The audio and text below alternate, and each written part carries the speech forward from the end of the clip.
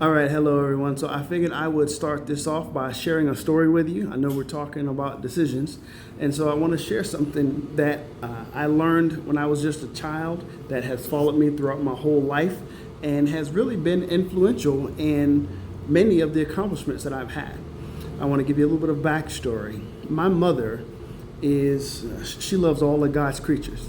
She's the kind of person that would drive her car into a ditch or hit a telephone pole before she actually runs over like a squirrel or hits a deer or whatever. It doesn't matter if my sister and I were in the car.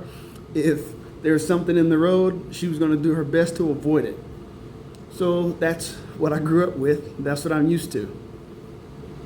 I spent a summer in Hawkinsville, Georgia with my grandfather, which that's where my family's from. And we were going down this long road, and there was cotton fields or, farmland on both sides.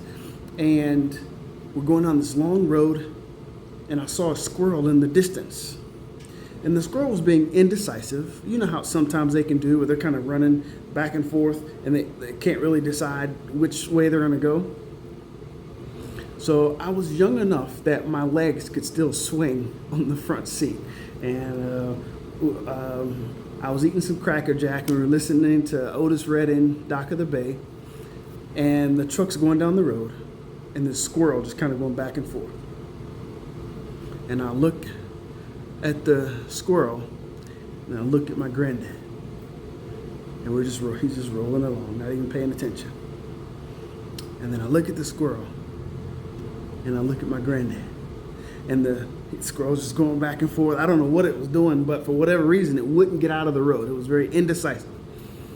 And so I'm expecting him to do what my mother does, what my mother had always done. And so, anyway, we're driving along. I'm going to turn this way so you can see.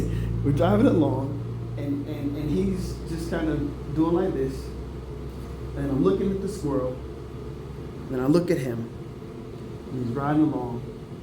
And then, bloop, bloop, he went right over the squirrel. And my mouth dropped, and I was like, and I'm just staring at the side of his face. And I know he could just feel me staring at the side of his face.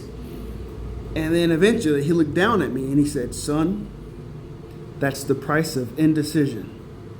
And then he just kept driving. And I was just sitting there looking. And so that lesson has stuck with me my whole life.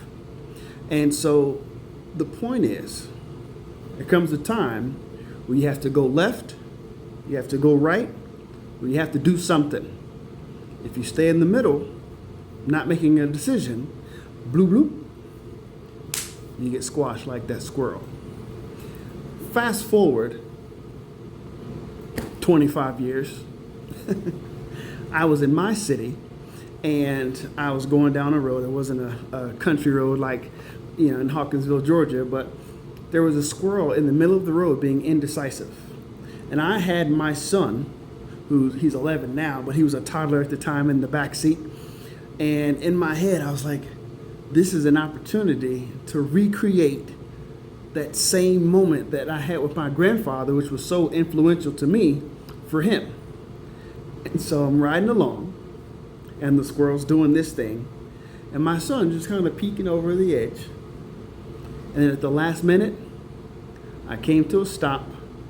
I put my hazard on, and I waited for the squirrel to decide to do something. And then it got out of the road. And what I gathered from that was the lesson I got from my grandfather was amazing. But at the same time, I recognized that at a higher power, for myself as a higher power, I had to recognize that that simpler squirrel couldn't comprehend what was happening or what was about to happen. And so I had a responsibility to give it the time to figure out what to do. And so, you could take the lesson from my grandfather, you could take the lesson from me. You can apply them both at the proper time as they relate to your life. Thanks for your time.